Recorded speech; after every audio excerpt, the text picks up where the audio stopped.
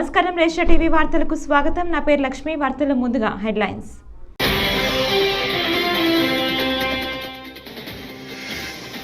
పైపులు వేశారు, నీటిని మరిచారు. వైసీపీపై పవన్ ఫైర్.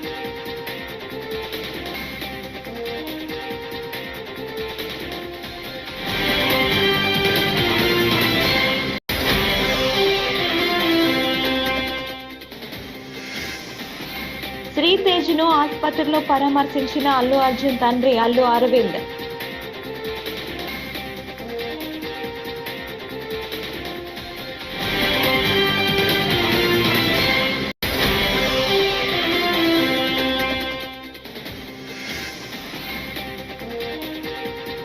సీఎం రేవంత్ రెడ్డిని చూస్తే ఊసరవెల్లి కూడా సిగ్గుపడుతోంది. హరీష్ రావు.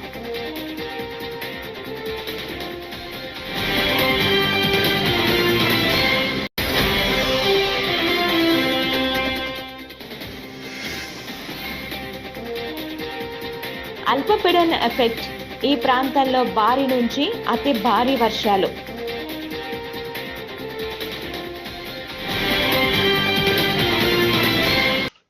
జల్ జీవన్ మిషన్ అమలుపై రాష్ట్ర స్థాయి వర్క్షాప్ను ఉప ముఖ్యమంత్రి పవన్ కళ్యాణ్ బుధవారం ఉదయం ప్రారంభించారు.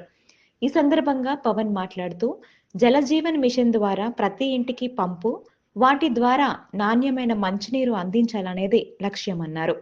2019 ఆగస్టులో ప్రారంభమైనప్పటికీ నీటిని అందించడానికే పరిమితం అయిందని, 2024 నాటికి మరింత బలోపేతం చేసి రోజు నీటి సరఫరా చేయాలన్నారు.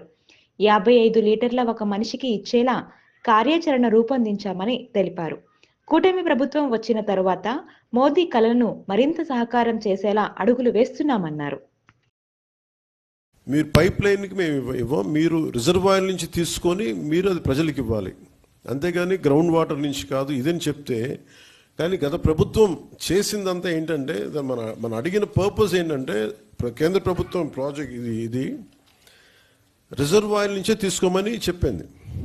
కానీ గత ప్రభుత్వం ఈ 4,000 కోట్లకు కూడా, ఎందుకంటే మనం కొత్త ప్రభుత్వం వచ్చాక దాదాపు 700 కోట్లు మనం తీసుకున్నాం. మనం చేసిన మనం తీసుకున్నది. ఇప్పుడు జల్ జీవన్ మిషన్ కింద వాళ్ళు అడిగింది ఏంటంటే, మనకున్న దాదాపు 38 మేజర్ సస్టైనబుల్ సోర్స్ రిజర్వాయర్స్ ఉన్నాయి మనకి. వాటికి సంబంధించి 95.44 ట్యాప్ కనెక్షన్స్కి 38 ఈ వాటర్ రిసోర్సెస్ నుంచి సస్టైనబుల్ వాటర్ రిసోర్స్ని తీసుకోమని ప్రతిపాదన ఉంది. కానీ గత ప్రభుత్వం ఏం చేసిందంటే 4,000 కోట్లు కూడా గ్రౌండ్ లెవెల్లో చూస్తే కంప్లీట్గా కేంద్ర ప్రభుత్వం నిబంధనలకు వ్యతిరేకంగా చేశారు. ఏదో 1-2 స్కీములు తప్ప మిగతావన్నీ కూడా, అంటే ముందు పైపులు కొనేశారు. ఫస్ట్ ఎక్కడైనా సరే మనం నీటిని ఎక్కడి నుంచి తెచ్చుకుంటాం అనేది గుర్తించడం మానేసి ముందు పైపులు వేసేసారు. అవసరమైతే ఒక బోర్ పాయింట్ తవ్వేశారు. అలా ఇచ్చేస్తే ఇక్కడ మీకు చూపించదలుచుకుంది ఈ ఈ 2 మ్యాప్స్ ఉన్నాయి ఇక్కడ. యాక్చువల్ జల్ జీవన్ మిషన్ తాలూకు ముఖ్య ఉద్దేశం ఇది. 38 సస్టైనబుల్ రిజర్వాయర్స్ నుంచి దీని మ్యాపింగ్ ఇలా ఉండాలి. ఈ రెడ్ ఎందుకున్నాయి ఇక్కడ, ఈ రెడ్ ఇవన్నీ ఎందుకున్నాయి అంటే, ఇవన్నీ బోర్ పాయింట్స్తో చేసింది. బోర్ పాయింట్స్ నిరంతర సరఫరా ఉన్నది. ఏదో ఒక 5 నెలలు రావచ్చు, లేదంటే వాటర్ చెరువులు బోర్లు ఎండిపోతే మళ్ళీ ఆగిపోతాయి. సో ఇట్లాగా వీళ్ళు 4,000 కోట్లు ఖర్చు పెట్టినా కానీ వాస్తవానికి అవేవి పనిచేసే పరిస్థితిలో లేవు. సో దిస్ ఇస్ 4,000 కోట్లు దుర్వినియోగం అయిపోయినట్టుగా మనం భావించవచ్చు. హైదరాబాద్ ఆర్టీసీ క్రాస్ రోడ్స్ లోని సంధ్యా థియేటర్లో ఘటనలో తీవ్రంగా గాయపడిన శ్రీతేజ్ను సినీ నటుడు అల్లు అర్జున్ తండ్రి నిర్మాత అల్లు అరవింద్ పరామర్శించారు. సికింద్రాబాద్లోని కిమ్స్ ఆసుపత్రిలో చికిత్స పొందుతున్న శ్రీతేజ్ను పరామర్శించి కుటుంబ సభ్యులతో మాట్లాడారు. శ్రీతేజ్ ఆరోగ్య పరిస్థితిపై వైద్యులను అడిగి తెలుసుకున్నారు. ఆర్టీసీ క్రాస్ రోడ్స్ లోని సంధ్యా థియేటర్ వద్ద జరిగిన తొక్కిసలాటలో గాయపడిన శ్రీతేజ్ 2 వారాలుగా కిమ్స్ ఆసుపత్రిలోనే చికిత్స పొందుతున్నారు. శ్రీతేజ్ ఆరోగ్య పరిస్థితిని విషమంగానే ఉందని కిమ్స్ వైద్యులు చైతన్, విష్ణుతేజ్ నిన్న రాత్రి వెల్లడించారు.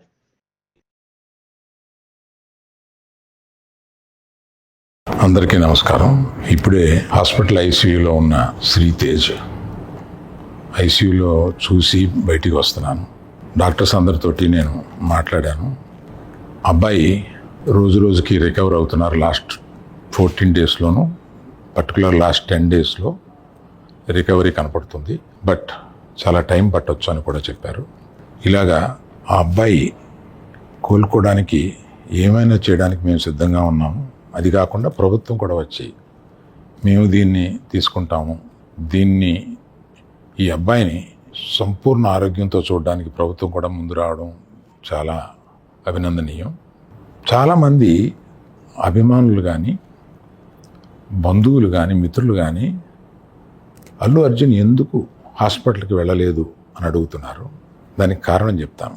స్టాంపేడ్ జరిగిన రోజు మరుసటి రోజు మార్నింగే అల్లు అర్జున్ వద్దామని అనుకుంటే హాస్పిటల్ అధికారులు నిన్నే కదా జరిగింది, ఇవాళ ఈ హాస్పిటల్కి వచ్చి ఇక్కడ ఇంకొక ఇన్సిడెంట్ని ఎందుకు అవాయిడ్ చేయమని చెప్పి అడిగారు.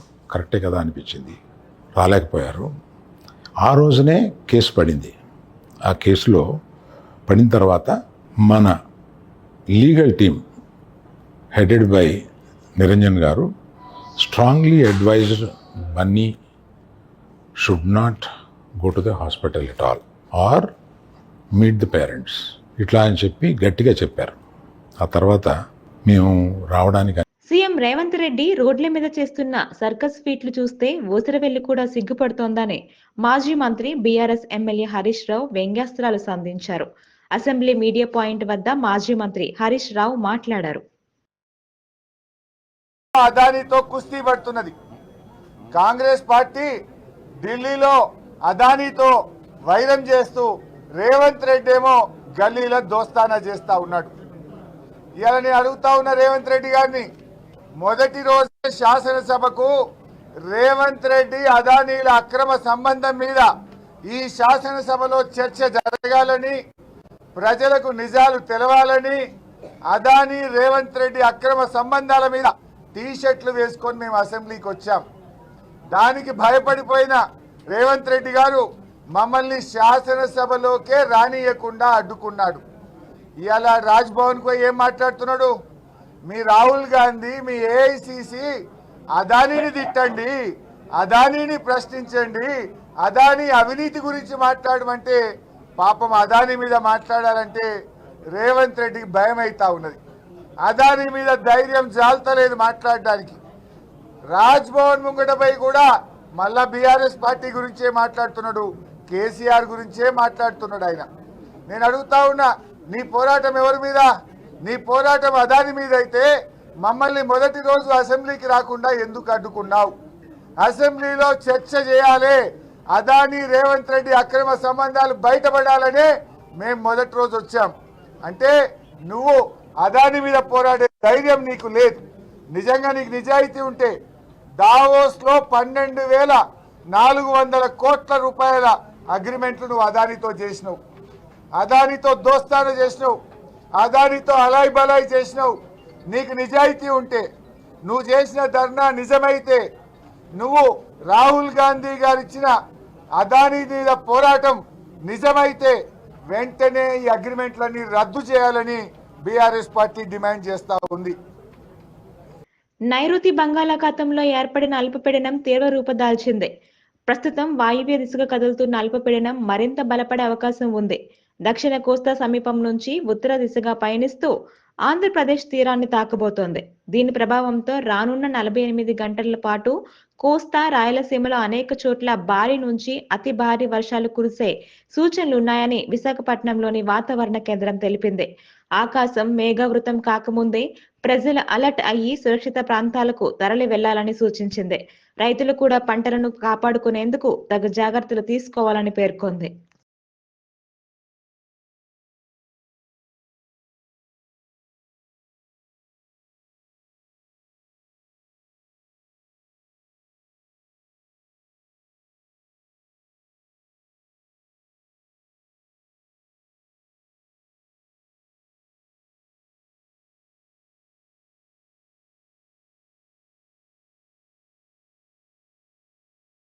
వైసీపీ నేతలను టీడీపీలో చేర్చుకుంటున్న చంద్రబాబుకు వాలంటీర్లు కనిపించడం లేదా అని సిపిఐ రామకృష్ణ ప్రశ్నించారు.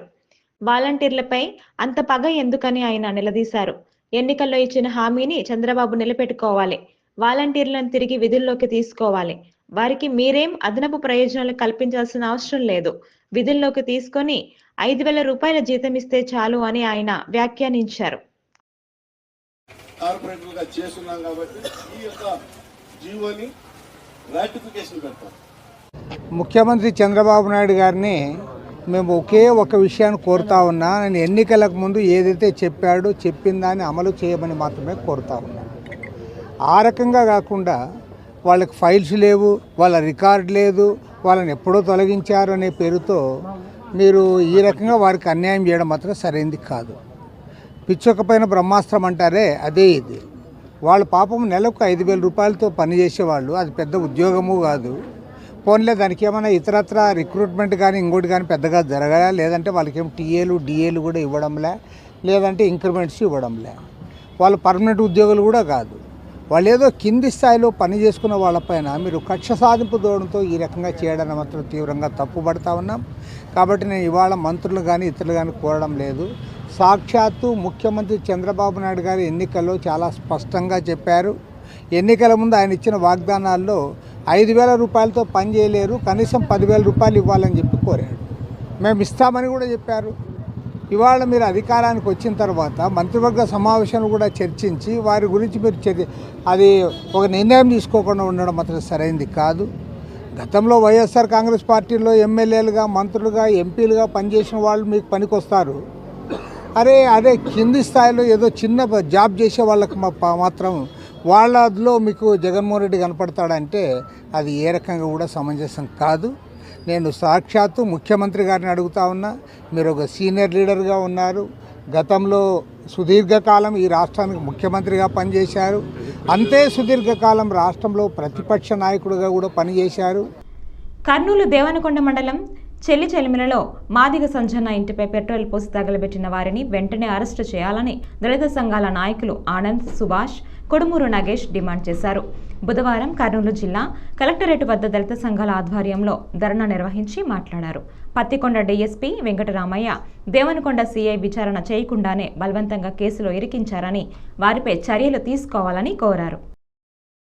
సిబిఐతో వెంటనే విచారణ జరిపించాలి. సిబిఐతో వెంటనే జరిపించాలి. సిబిఐతో విచారణ వెంటనే జరిపించాలి. సిబిఐతో విచారణ వెంటనే జరిపించాలి. సిబిఐ విచారణ వెంటనే దాడికి నిరసనగా పోరాడదాం. దాడికి నిరసనగా మాదిగలపై దాడి చేసిన వారిపై దోషులను వెంటనే, మాదిగ ఇండ్లకు నిప్పంటించినటువంటి దోషులను వెంటనే, మాదిగ ఇండ్లకు నిప్పంటించినటువంటి దోషులను వెంటనే, చెల్లెల గ్రామంలో మాదిగలపై దాడి చేసిన వారిని వెంటనే నిప్పంటించి ప్రాణ భయాన్ని సృష్టించినటువంటి కూటమి ప్రభుత్వం సూపర్ 6 హామీలు అమలు చేయాలని అధోని మాజీ ఎమ్మెల్యే సాయి ప్రసాద్ రెడ్డి డిమాండ్ చేశారు. బుధవారం అధోనిలో వైఎస్ఆర్సీపీ శ్రేణులతో కలిసి మాట్లాడారు. రాష్ట్ర వ్యాప్తంగా డిసెంబర్ 13న రైతులతో కలిసి ర్యాలీ నిర్వహిస్తామని, కూటమి ప్రభుత్వం ఇచ్చిన హామీలను నెరవేర్చకుండా ప్రజలకు దగా చేస్తోందని విమర్శించారు. సూపర్ 6 ఎన్నికల హామీలపై జిల్లా కలెక్టర్కు వినతి పత్రాలు అందజేస్తామన్నారు. వైఎస్ఆర్ కాంగ్రెస్ పార్టీ క్యాడర్లంతా కూడా మన నిరసన గల తెలియజేయాలనేటువంటి ఉద్దేశంతో ఈరోజు ప్రెస్ మీట్ పెట్టడం జరుగుతూ ఉంది. ఈ రోజున కూటమి ప్రభుత్వం 6 నెలల నుంచి మనం చూస్తా ఉన్నాం. వాళ్ళేదైతే సూపర్ 6 పథకంలో రైతులకు అండగా వారు అన్నదాత సుఖీభవ అనేటువంటి ప్రోగ్రాం పెట్టి 20,000 రూపాయలు ఇస్తామని చెప్పడం జరుగుతూ ఉంది. మరి వారు చెప్పినటువంటి దాని ప్రకారం మొన్న జరిపినటువంటి బడ్జెట్ లో వారు ఇవ్వాల్సినటువంటి 10,700 కోట్లు అయితే వారు ఈ రోజున ఒక్క రూపాయి కూడా మనకు ఆ బడ్జెట్ లో చూపకపోవడం జరుగుతూ ఉంది. అంటే ఏ రకంగా చూసినా కూడా గత ప్రభుత్వంతో పోల్చుకుంటే వారు వైఎస్ జగన్మోహన్ రెడ్డి గారు మాజీ ముఖ్యమంత్రి వర్యులు ఆ రోజు వారు మేనిఫెస్టో ఏదైతే పెట్టారో 12,500 అయితే అయినా కూడా దానికి 1,000 రూపాయలు పెంచి 13,500 రూపాయలు ఇవ్వడం జరుగుతూ ఉంది. అంటే గత ప్రభుత్వం ఏదైతే మాట ఇచ్చిందో ఆ మాట ఈరోజు నిలబెట్టుకోవడం జరిగింది. కానీ ఈ కూటమి ప్రభుత్వం చెప్పాక కూడా 6 నెలలైనా కూడా ఈరోజు రైతులు ఖరీఫ్ సీజన్ అయిపోయింది, రబీ సీజన్ స్టార్ట్ అయింది. ఈ రోజు కూడా రైతులు ఎదురు చూస్తా ఉన్నారు రాష్ట్ర ప్రభుత్వం ఏమైనా ఆదుకుంటుందేమో అనేటువంటిది. అంతేకాకుండా ఈ మధ్య కాలంలో సడన్ గా వచ్చినటువంటి వర్షాల కారణంగా వారికి మద్దతు ధర రావాల్సినటువంటి మనం వరికైతే గత ప్రభుత్వం వైఎస్ఆర్ కాంగ్రెస్ ప్రభుత్వంలో ఆ రోజులో 1900 రూపాయలు. విలేకరులపై దాడి చేయడం అమానుషమని Andhra Pradesh union of working journalist నాయకులు అన్నారు. బుధవారం జర్నలిస్టుపై దాడికి నిరసనగా మాచర్లపట్నంలో నిరసన ర్యాలీ నిర్వహించారు. ఈ సందర్భంగా జర్నలిస్టు సంఘ నాయకులు మాట్లాడుతూ విధి నిర్వహణలో భాగంగానే విలేకరులు మోహన్ బాబు నివాసం వద్దకు వెళ్లారని, వివరణ తీసుకునే సమయంలో భౌతిక దాడులు చేయటం ఎంతవరకు సబబు అని ప్రశ్నించారు. ఇంటి దగ్గర జరిగిన ఆ గొడవను కవరేజ్ చేయడానికి వెళ్ళిన విలేకరులపై మోహన్ బాబు విలేకరుల మైకును తీసుకొని విలేకరులపై దాడి చేయడం జరిగింది. ఇది ఏమాత్రం కరెక్ట్ కాదు. విలేకరులు ఎక్కడైనా ఏదైనా ఒక పెద్ద సంఘటన జరిగినప్పుడు అది ఏ స్థాయి వ్యక్తులైనా సరే ఆ వార్త కవరేజ్ చేసే ఆ అధికారం విలేకరులకు ఉంటుంది. ఆ డ్యూటీ చేయాల్సిన బాధ్యత వాళ్ళకు ఉంటుంది. యాజమాన్యాలు కూడా వారికి ఇచ్చిన ఆ డ్యూటీని నెరవేర్చిన అవసరం ఉంటుంది. వారి విధుల్లో భాగంగానే నిన్న హైదరాబాద్లో మోహన్ బాబు ఇంటి వద్ద జరిగిన ఆ గొడవను షూట్ చేయడానికి వెళ్ళడం జరిగింది.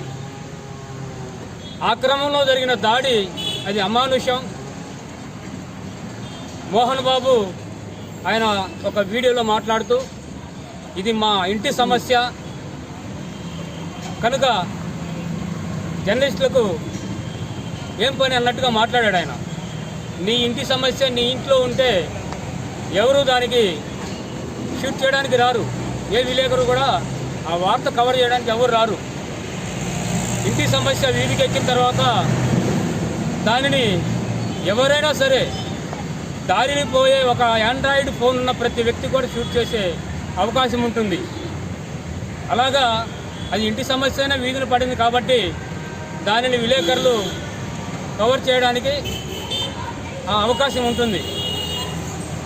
ఈ విషయం సంస్కారవంతంగా తన యూట్యూబ్ ఛానల్ని నడపడమే తప్ప ఛానల్ ఏర్పాటులో ఇతర ఉద్దేశం లేదని మాజీ మంత్రి అంబటి రాంబాబు స్పష్టం చేశారు. గుంటూరు సిద్ధార్థనగర్ క్యాంపు కార్యాలయంలో బుధవారం అంబటి మాట్లాడారు. ప్రతిసారి మీడియా ముందుకు రాలేం కాబట్టి ఛానల్ ఏర్పాటు చేశానని, వ్యక్తిగత అభిప్రాయాలు, పార్టీ కార్యక్రమాలను ఎప్పటికప్పుడు తెలియజేస్తానని చెప్పారు. ఛానల్ని సబ్స్క్రైబ్, సలహాలు, సూచనలు ఇవ్వాలని కోరారు. కాబట్టి ఈ రకమైనటువంటి మార్గాన్ని నేను ఎంచుకోవటం జరిగిందని ఈ సందర్భంగా తెలియపరుస్తున్నాను. ఈ ఛానల్ని చాలా సంస్కారవంతంగా నడపాలనేటువంటి ఉద్దేశమే తప్ప మరొక ఉద్దేశం కాదని నా అభిప్రాయం. ఏదైనా తప్పులు దొర్లితే మీరు నాకు సజెషన్స్ చేయొచ్చు, తప్పులేదు. సజెషన్స్ చేసి ఏమేమి వీడియోస్ చేయాలో కూడా మీరు కింద కామెంట్స్లో పెడితే వాటి మీద కూడా నాకు సాధ్యమైతే అభిప్రాయాలు చెప్పేందుకు నేను ప్రయత్నం చేస్తాను.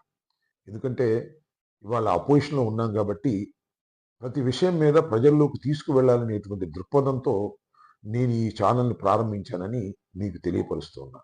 కాబట్టి వైఎస్ఆర్ కాంగ్రెస్ పార్టీ అభిమానులు, వైఎస్ఆర్ కాంగ్రెస్ పార్టీ కార్యకర్తలు, నాయకులు అందరూ దీన్ని బెల్ ఐకాన్ నొక్కి సబ్స్క్రైబ్ చేసుకోవాల్సిందిగా నేను కోరుతున్నా. దానితో పాటుగా నా రాజకీయ ప్రత్యర్థులు కూడా మీరు కూడా వీలైతే సబ్స్క్రైబ్ చేసుకోండి. ఎందుకంటే నా వీడియోలు మీరు చూసి మీరు క్రిటిసైజ్ చేయదలుచుకున్నప్పుడు క్రిటిసైజ్ చేయొచ్చు. బాగుంటే బాగుందని చెప్పొచ్చు. బాగుందని చెప్పడం ఎందుకు లెమ్మని అనుకుంటే కాముగా ఊరుకోవచ్చు. మా అభిప్రాయాన్ని కూడా మీరు తెలుసుకోవడానికి ఇది ఒక మార్గమని మా ప్రత్యర్థ రాజకీయ పక్షానికి చెందినటువంటి కార్యకర్తల్ని, సోషల్ మీడియాలో యాక్టివ్గా ఉండే కార్యకర్తలను కూడా నేను కోరుకునేది బెల్ ఐకాన్ నొక్కి నా ఈ వీడియో ఛానల్ని సబ్స్క్రైబ్ చేసుకోవాల్సిందిగా కోరుతున్నాను. Thank you. ఏఎస్ఎఫ్ ఆధ్వర్యంలో మంగళవారం మోహన్ బాబు విద్యా సంస్థలలో జరగనున్న అక్రమాలపై తిరుపతిలో మీడియా సమావేశం నిర్వహించారు. ఈ సందర్భంగా ఏఎస్ఎఫ్ జాతీయ కార్యదర్శి కె శివారెడ్డి మాట్లాడుతూ చంద్రగిరి మండలం రంగపేటలో ఉన్న మోహన్ బాబు యూనివర్సిటీలో ఇంజనీరింగ్ కోర్సులకు సీట్లు పొందిన ప్రతి విద్యార్థి దగ్గర ప్రతి ఏటా 20,000 రూపాయలు ఫీజును అధికంగా వసూలు చేస్తున్నారని తెలిపారు. ఫీజుల దోపిడీ అరికట్టాలని డిమాండ్ చేశారు.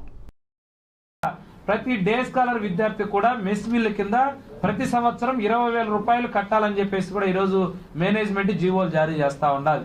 అంటే ఈరోజు మోహన్ బాబు గారిని అడుగుతా ఉన్నాం, ఈరోజు పేద విద్యార్థులకి అందరికీ మంచి విద్యను అందిస్తానన్నావు, అందరికీ ఉన్నత విద్యావంతులుగా తీర్చిదిద్దా అన్నావు. కానీ ఈరోజు మీకు యూనివర్సిటీలో జరుగుతున్నటువంటి వాస్తవ విషయాల్ని ఎందుకు నువ్వు గ్రహించలేకపోతున్నావు అని చెప్పేసి ఈరోజు మోహన్ బాబు గారిని సూటిగా అడుగుతున్నాం. సినిమాల్లో అందరూ కూడా కలెక్షన్ కింగ్ గా అంటారు, అంటే మోహన్ బాబు సినిమా అయినా కలెక్షన్ కింగ్ బాక్స్ ఆఫీసుల దగ్గర అని. కానీ ఈ రోజు నిజంగా ఆయన బాక్స్ ఆఫీసుల దగ్గర కలెక్షన్ కింగ్ కాదు, విద్యార్థుల ఫీజులు వసూలు చేయడంలో కలెక్షన్ కింగ్ గా మోహన్ బాబు గారు ఈరోజు మారిపోయారని చెప్పేసి కూడా ఈ సందర్భంగా తెలియజేస్తా ఉన్నాం. అదే కాకుండా ఈరోజు అక్కడ ఉన్నటువంటి ఫీజులు ఉన్నటువంటి రిసిప్ట్లు ఎక్కడా కూడా ఇవ్వరు. వాల్మార్ ప్రాజెక్ట్ LLP అని చెప్పేసి ఒకటి ప్రత్యేకంగా అసలు ఈ మోహన్ బాబు యూనివర్సిటీ అనేది విద్యానికేతన్ ఎడ్యుకేషన్ ట్రస్ట్ పేరుతో నడుస్తున్నటువంటి సంస్థ. కానీ అటువంటి సంస్థ పేరుతో ఈరోజు ఫీజులు వసూలు చేయకుండా వాల్మార్ ప్రాజెక్ట్స్ LLP పేరుతో ఈరోజు అక్కడ ఫీజులు కూడా వసూలు చేస్తా ఉన్నారు. దీనికి ముఖ్యంగా గతంలో వైస్ ఛాన్సలర్లుగా ఉన్నా కూడా లేకపోతే డైరెక్టర్స్ గా ఉన్న వాళ్ళు ఏదో మనం మిగతా యూనివర్సిటీలో కూడా చూసాం, ప్రభుత్వం నియమించేటువంటి కానీ వాళ్ళు ఉన్నత విద్యారంగంలో నిపుణులుగా ఉన్న వాళ్ళు, తర్వాత అన్నింటిలో డెవలప్మెంట్ గా ఉన్నటువంటి దాంట్లో ఎడ్యుకేషనిస్ట్ గా ఉండే వాళ్ళు నియమిస్తారు. కానీ ఎటువంటి అనుభవం లేనటువంటి వారిని, ఎటువంటి విద్యారంగంలో ఎటువంటి అనుభవం లేని వ్యక్తి వినయ్ మహేశ్వర్ అని చెప్పేసి గతంలో జగతి పబ్లికేషన్స్ సాక్షి పేపర్ లో 1 ఆఫ్ ది డైరెక్టర్ గా ఉన్నటువంటి వినయ్ మహేశ్వరిని ఈ రోజు మోహన్ బాబు యూనివర్సిటీకి ఎగ్జిక్యూటివ్ డైరెక్టర్ గా ఏ పద్ధతిలో నియమించారో కూడా అర్థం కాలేదు. అంటే ఇక్కడ పూర్తిగా వినయ్ మహేశ్వరి ఫీజుల్ని కార్పొరేట్ స్థాయిలో వసూలు చేయడానికి తప్ప ఆ యూనివర్సిటీ అభివృద్ధి కోసం కానీ విద్యార్థుల పక్షాన నిలబడడం కానీ ఏ మాత్రం కూడా ప్రయత్నం చేయడం లేదు. ఇవే కాకుండా ముఖ్యంగా యూనిఫామ్లు, గతంలో మనం ఉన్నటువంటి ఏదో టీషర్ట్స్ కొన్నా కూడా 200, 300, 500 రూపాయల టీషర్ట్లు వస్తా ఉన్నాయి. కానీ ఈరోజు మోహన్ బాబు యూనివర్సిటీలో యూనిఫాముల పేరుతో కూడా 10,000 రూపాయలు సంవత్సరానికి వసూలు చేస్తున్నారు. 3 టీషర్ట్లు 3 ప్యాంట్లు ఇస్తున్నారు. 3 టీషర్ట్లు 3 ప్యాంట్ల విలువ 10,000 రూపాయలకి ఈరోజు విద్యార్థుల దగ్గర ఖచ్చితంగా మ్యాండేటరీగా అదే కాలేజీలోనే అదే యూనివర్సిటీలోనే కొనాలని చెప్పేసి కూడా విద్యార్థులకు కూడా ఇవ్వడం అనేది పూర్తిగా కూడా అక్కడ విద్యా దోపిడీ జరుగుతుంది. కానీ ఎక్కడా కూడా అక్కడ ఉన్నటువంటి విద్యార్థులకి విద్యను అందించడానికి సర్వీస్ మోటివ్తో ఎక్కడ కూడా కనపడడానికి కూడా మనకు తెలుస్తా ఉంది. ఇదే కాకుండా గతంలో మేమంతా కూడా ఈ నెల 13వ తేదీన నూజివీడు పట్టణంలో మాదిగల ఆత్మీయ సమావేశాన్ని నిర్వహిస్తున్నట్లు నూజివీడు నియోజకవర్గ MRPS నాయకులు జమలయ్య అన్నారు. ఈ మేరకు బుధవారం ఆయన మీడియాకు ఒక వీడియోను రిలీజ్ చేశారు. నూజివీడు పట్టణంలో జరిగే ఈ సమావేశానికి MRPS వ్యవస్థాపకులు మందకృష్ణ మాదిగ విచ్చేస్తున్నట్లు తెలిపారు. ఈ సమావేశానికి నియోజకవర్గంలోని మాదిగలందరూ తప్పనిసరిగా హాజరు కావాలని కోరారు. నియోజకవర్గ పెద్దలందరికీ, మీడియా మిత్రులకి, మాదిగ సోదరిమణులకి ఈ నెల 13వ తారీఖున జరగబోవు మాదిగల ఆత్మీయ కలెక్టివ్ విచ్చేస్తున్న మాన్యశ్రీ మందకృష్ణ మాదిగ గారిని ఇచ్చేస్తున్నారు. కాబట్టి మీరు 4 మండలాల నుంచి ప్రతి పల్లెలో మన మాదిగ సోదరులందరూ మీ అందరూ ఈ మీటింగ్ని జయప్రదం చేయవలసిందిగా ప్రతి ఒక్కరిని పార్టీలకు అతీతంగా వచ్చి ఈ మీటింగ్ని మన మాదిగ జాతి నష్టపోతుంది, దాన్ని పురస్కరించుకొని మందకృష్ణ మాదిగ గారు వస్తున్నారు. కాబట్టి ఆయన ఇచ్చిన సందేశాన్ని మీరందరూ స్వీకరించి ఆయన చెప్పే మీటింగ్ని మీరందరూ విని తదుపరి మీటింగ్ అనంతరం విందు తయారు చేశారు మన కమిటీ పెద్దలు. ఆ విందుని మీరు సేకరించి ప్రతి ఒక్కరూ ఈ మీటింగ్ని జయప్రదం చేయవలసిందిగా ప్రతి ఒక్కరిని పేరున ప్రతి ఊళ్ళో పేరున పెద్దలందరికీ నమస్కరించి సెలవు తీసుకుంటాం. నా పేరు జమలయ్య, మొల్లంగి జమలయ్య, సుంకొల్లు, నూజివీడు మండలం. పార్వతీపురం నియోజకవర్గంలో కొత్తగా మంజూరైన బీటీ రోడ్ల నిర్మాణాలను, రోడ్ల మరమ్మతులను డిసెంబర్ నెలాఖరులోగా పూర్తి చేస్తామని ఎమ్మెల్యే బోనెల విజయచంద్ర తెలిపారు. బుధవారం మండల కేంద్రంలోని సీతానగరం బజారులో రోడ్ల మరమ్మతుల కోసం ఎమ్మెల్యే కొబ్బరికాయ కొట్టి శంకుస్థాపన చేశారు. బీటీ రోడ్ల నిర్మాణంతో పాటు పెద్ద ఎత్తున రోడ్లు మరమ్మతులు, గుంతలు కప్పటం జరుగుతుందన్నారు. నాబార్డులో మన రోడ్లు ఇంకా చాలా చిన్నగా ఉన్నాయి. ఇందులో మీరు నాకు సహకరించాల్సింది, మన గ్రామస్తులు ఏం చెప్పాల్సిందంటే, ఇంకా ఇరుకు రోడ్లో మనం వెళ్ళాల్సిన లేదు. పరిస్థితి ఏంటంటే ఒక కారు వెళ్తే ఇంకో కారు వెనక్కి తిరగడానికి అవ్వదు. మనం కూడా విశాలమైన రోడ్లు చేద్దాం, మనం కూడా విశాలంగా అభివృద్ధి చెందాం. ఏ ఊరికైతే, ఏ దేశానికైతే రోడ్లు, రైళ్లు కనెక్టింగ్ ఉంటుందో అది ఆటోమేటిక్గా డెవలప్ అవుతాయి. జనాలు రాకపోకలు వస్తారు, కొత్త వాళ్ళు రావడం జరుగుతుంది, కొత్త వాళ్ళు పోవడం జరుగుతుంది. అందుకనే రోడ్ల పైన ప్రత్యేకంగా రాష్ట్రం ఒక శ్రద్ధ పెట్టింది. ఓన్లీ రిపేర్లకే దాదాపుగా 856 కోట్లు ఇవ్వడం జరిగింది. గత 5 సంవత్సరాల్లో ఒక రోడ్డు చిన్న రిపేర్ కూడా చేయలేదు. 5 సంవత్సరాలు రోడ్లు వదిలేస్తే ఏమైతే అనేది, రోడ్డు అనేది ఏంటంటే ప్రతి సంవత్సరం దాన్ని రిపేర్ చేయాల్సిన అవసరం ఉంటుంది. ప్రతి సంవత్సరం, ప్రతి 6 నెలలకి రోడ్డును ఒక ప్రత్యేక దృష్టిలో పెట్టుకొని చేయాల్సి వస్తుంది. ఎవరైనా చెప్పండి, గత 5 సంవత్సరాల్లో ఈ రోడ్డు మీద ఒక తట్ట మట్టేశారా? ఎప్పుడైనా వైసీపీ నాయకులను అడుగుతున్నాను. తట్ట సిమెంట్ అయినా వేసారా అని అడుగుతున్నాను. ఏమీ వేయకుండా మీ ఇష్టం మీరు పడితే పడండి, చేపలు పట్టుకుంటే పట్టుకోండి, ఆ గుమ్ముల్లో పడితే మాకేమన్నట్టు మొత్తానికి ప్రజలందరూ వదిలేశాడు. అయితే మీరు ఇచ్చిన మ్యాండేట్, మీరు మా పైన పెట్టుకున్న నమ్మకానికి రాష్ట్రం మొత్తమే కాదు, అందులో ముఖ్యంగా మన పార్వతీపురంలో ఈ ఊరికి 2 ఇళ్ళు ఉన్నా కానీ, 3 ఇళ్ళు ఉన్నా కానీ వాళ్ళకి సీసీ రోడ్ అయితే సీసీ రోడ్డు, బీటీ రోడ్ అయితే బీటీ రోడ్డు. రాబోయే సంవత్సరంలో మన నియోజకవర్గంలో రోడ్డు లేని విలేజ్ ఉండకూడదనే ఉద్దేశంతోనే రోడ్ల పైన మనం ప్రత్యేక శ్రద్ధ పెట్టాం. ఈ వార్తలు ఇంతటితో సమాప్తం. నమస్కారం.